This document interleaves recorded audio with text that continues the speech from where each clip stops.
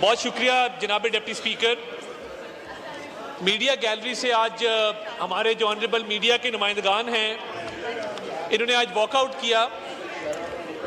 मैं और अमीनुल हक साहब इनके पास हाजिर हुए थे। इनके 3-4 मुतालबात हैं जो मैं समझता हूँ बड़े जायज़ मुतालबात हैं। पिछले कुछ दिनों में कुछ टीवी चैनल्स ने अपने एम्प्लॉइज को बगैर notice order in the house, तशरीफ रखें प्लीज। ऑनरेबल मेंबरान से तशरीफ रखें। तारिक फजल चौधरी साहब, आप तशरीफ रखें। आप देखें, इस तरह ना करें। तो ये सर कुछ टीवी चैनल्स ने बगैर जस्टिफाइबल कॉज के, बगैर नोटिस के, बगैर एडवांस सैलरीज के बहुत सारे मुलाजमीन को नौकरी से बर्खास्त किया, जिसमें वर्किंग जर्नलिस्ट भी शामिल थे। तो उस मसले के हल के लिए, क्योंकि देखिए मीडिया पेमेंट्स बहुत टाइम पे जा रही हैं, और जब हमारी पीबीए से एपीएनएस से मुलाकात होती है, हम उनको ये हमेशा रिक्वेस्ट करते हैं कि जब आपको पेमेंट्स टाइम पे हों तो वो पेमेंट्स, उनका trickle down effect media workers तक पहुंचना चाहिए, जर्नलिस्ट तक पहुंचना चाहिए। सर, इस ज़िमन में हमने अगले हफ्ते पीबीए के साथ और एपीएनएस के साथ एक मीटिंग तय की है, जिसमें आज मेरे पास पीएफयूजे का एक वफ्द आया था, जिसमें अफजल भट्ट साहब, जिसमें मजहर अब्बास साहब, जिसमें आसिफ बशीर चौधरी साहब, जिसमें सादत जुल्फ़िकार साहब, जिसमें मैडम नैयर, ये लोग शामिल थे। और इनकी मौजूदगी में हमने ये तय किया है कि जो चार्टर ऑफ डिमांड ये देंगे, अगले हफ्ते में मीडिया मालिकान के सामने वो रखा जाएगा, और पीबीए और एपीएनएस के साथ ये मुतालबात डिस्कस करके उनका कोई देर पा हल जो है वो निकाला जाएगा। इसके अलावा जो मीडिया वर्कर्स के हवाले से इशू था कि देखिए, जहां पे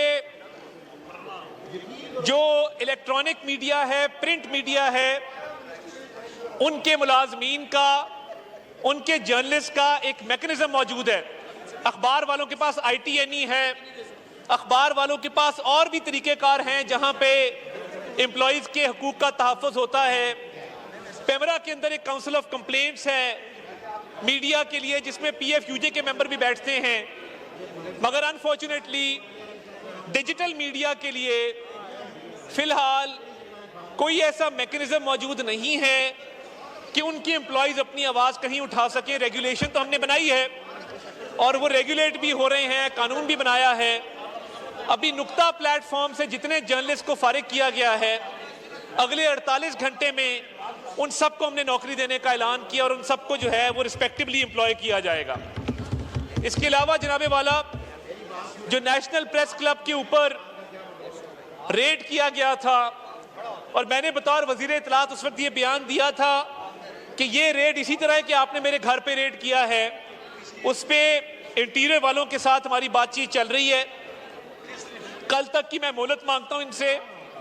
एनपीसी के ऊपर जो रेड था उस पर हम कल रिपोर्ट एक जमा करा देंगे और इनके साथ मिल के उसका वे फॉरवर्ड निकालेंगे। जैसे RIUJ वाला मामला हुआ Rawalpindi Islamabad union of journalist के साथ, उसका भी हल निकाला गया। तो तमाम नुमाइंदा बॉडीज, वो पीबीए हो, एपीएनएस हो, CPNE हो, पीएफयूजे हो, NPC हो, अमेंड हो, ये तमाम बॉडीज, मैं इनको अपनी कॉन्स्टिट्यूएंसी समझता हूँ और इनके मसाइल का हल मेरी अवलीन तरजीह है। और मैं इनको यकीन दिलाना चाहता हूँ कि किसी के खिलाफ कोई विंडिक्टिव एक्शन नहीं है, बल्कि मैंने इन्हें वहाँ पे 1-2 मिसालें भी दी कि हम तमाम जर्नलिस्ट को, एंकर्स को, we hold them in high esteem, और इंशाअल्लाह ताला इनके हकूक़ के तहफ़्फ़ुज़ को यकीनी बनाएंगे। बहुत शुक्रिया जनाबे वाला। शुक्रिया। ये item number 3, calling attention notice, miss Nuzhat Sadiq साहब।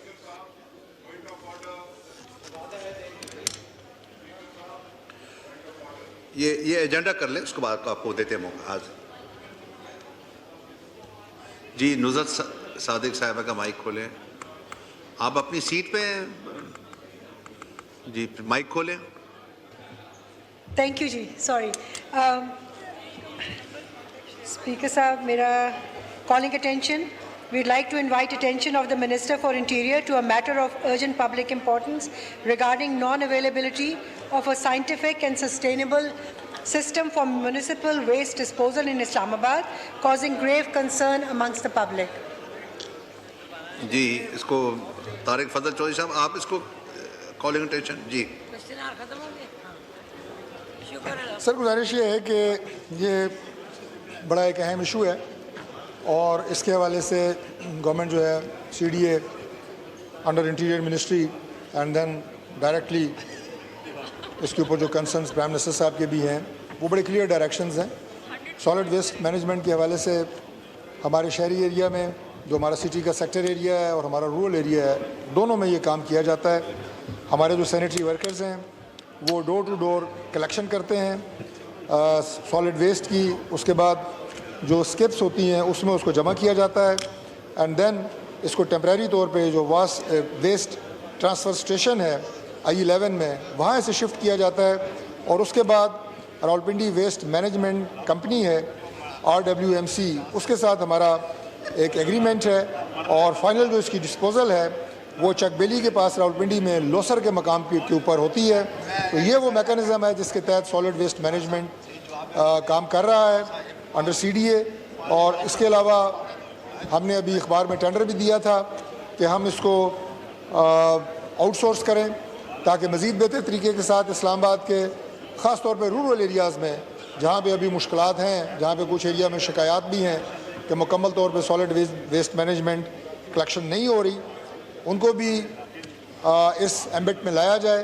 तो उस पर भी हमने वो पहला टेंडर हुआ लेकिन वो कामयाब नहीं हो सका बिडिंग के हवाले से। तो अब इसको इंशाल्लाह पैकेज 1 पैकेज 2 में करके दोबारा रीटेंडरिंग में हम जा रहे हैं, आउटसोर्स इसको किया जा रहा है। तो ये वो मैकेनिज़्म है शॉर्टली सर जिसके तहत ये काम हो रहा है। जी शुक्रिया।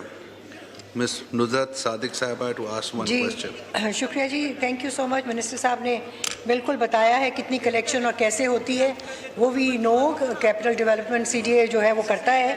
मैंने स्पेसिफिकली एक क्वेश्चन किया था और सबमिट किया था जिसका जवाब 13 जनवरी को आया था, जिसमें बताया गया था कि CDA बोर्ड ने और फेडरल कैबिनेट ने sustainable solid waste management plan Islamabad capital territory के लिए अप्रूव किया है। मैं उस हवाले से पूछ रही हूँ कि इसके लिए उन्होंने कहा कि ज़रूरी जो स्टडीज़ हैं वो कैरी आउट और थ्रू MS अर्बन यूनिट और अकॉर्डिंग टू द स्टडी जो इन्होंने की और उसमें इंगेज किया नेस्पाक को भी और प्रॉपर डिज़ाइनिंग इंटायर प्रोजेक्ट की गई, कंसल्टेशन की गई for facility transition and advisory facilities के लिए, जिसमें material recovery facility, recycling, composting and engineered sanitary landfill वगैरह। इसमें मेरा सवाल ये था और उन्होंने कहा कि 1 साल के अंदर हम इसको कंप्लीट कर लेंगे। ऑनरेबल मिनिस्टर साहब से मेरा सवाल है कि इस प्रोजेक्ट का स्टेटस क्या है और ये कब तक आया? 1 साल में जो कहा गया था वो कंप्लीट हो जाएगा? क्योंकि इस्लामाबाद द ब्यूटीफुल कहते भी हैं और यकीनन खूबसूरत भी है, तो साफ़ भी होना चाहिए, इसका कोई मैकेनिज़्म है वो होना चाहिए। इसके लिए बताइए कि क्या ये 1 साल में हो जाएगा? बहुत शुक्रिया। शुक्रिया। तारिक फजल चौधरी। जी सर, मैं बिल्कुल अश्योर करता हूँ हाउस को और ऑनरेबल मेंबर को कि 1 साल में इंशाल्लाह ये बिल्कुल मुकम्मल हो जाएगा। इसके ऊपर जो मैक्सिमम स्टडीज़ हैं वो हो चुकी हैं और जैसे मैंने पहले कहा कि हमारी गवर्नमेंट का और बिलखुसूस प्राइम मिनिस्टर साहब का ये बहुत बड़ा कंसर्न है कि हमारे शहर साफ़ होने चाहिए, हमारे देहात साफ़ होने चाहिए। मैं just for the sake of reference ही अर्ज़ कर दूँ कि जब वो चीफ़ मिनिस्टर थे पंजाब के, तो उस वक्त हमारे जितने मेजर सिटीज़ थे, हमारे टाउन्स थे, उनकी आपको याद है, बिलखुसूस अगर मैं पिंडी का हवाला दूँ, लाहौर का हवाला दूँ, तो इंटरनेशनल बिडिंग के ज़रिए सॉलिड वेस्ट मैनेजमेंट टीम्स को ये ज़िम्मेदारी सौंपी गई कि वो वहाँ से वो सॉलिड वेस्ट मैनेजमेंट करती थी और ख़ास तौर पे तुर्किया की कंपनियाँ, उन्होंने भी आकर उस बिडिंग में हिस्सा लिया और वो सॉलिड वेस्ट मैनेजमेंट के हवाले से काम करती रही हैं।